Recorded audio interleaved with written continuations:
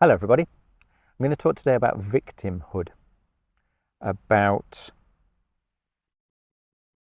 identifying with the role of a victim as a way to avoid taking the actions and the steps that you kind of want to take in order to live the life that you want to live.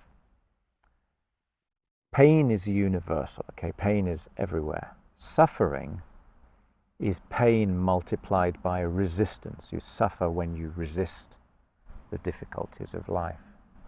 But for me, victimhood is a sort of an indulgence.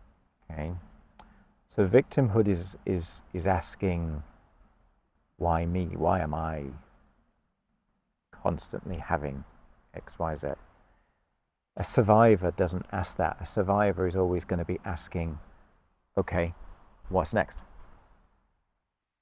It's like a sort of learned helplessness versus learned strength or learned optimism. Because here's the thing about pains, right? The most difficult people in your life and the most difficult experiences in your life can actually drive you to the most wonderful echelons of understanding. They can be your grandest teachers, but it all depends upon your perceptions. So for me, when you're identifying as the victim, it kind of absolves you of the responsibility to take actions, okay? It's like your grief isn't your fault, it's somebody else's fault, and therefore it's okay for you to wallow in that. And I'm not saying that there's anything wrong with grief. Grief is very valid. Trauma is very valid. Pain is very valid. But we choose our response to it. So if you find that your victimhood is justifying your pain, justifying your lack of action, justifying your inability, then it might be worthwhile to take another look at that.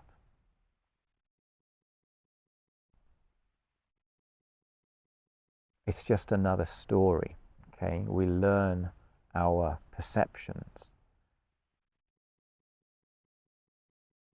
Good things and bad things happen. But how we identify with those can then go on to dictate what we dare place ourselves in the future. So victimhood is a wonderful way of protecting ourselves from taking risks because of pains we've previously experienced by self-identifying with that. But the end result is the only one that suffers. Well, actually, no, there are multiple people that suffer. The main one that suffers is ourselves. But actually, the other people in our social structures, in our social spheres, especially our family sphere, they also kind of suffer. So it's a wonderful thing for everybody if you dispense with the victimhood, okay?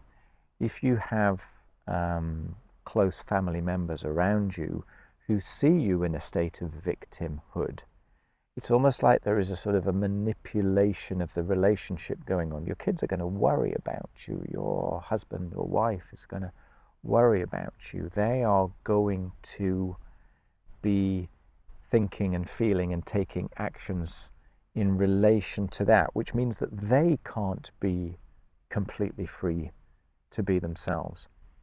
So if you can basically accept the reality of whatever underpins the victimhood without identifying as being a victim, you then give yourself permission to take action, okay? And it's always action, it's always experience that actually turns into progress, okay? Food for thought. I hope that's interesting and useful, all right? Take care.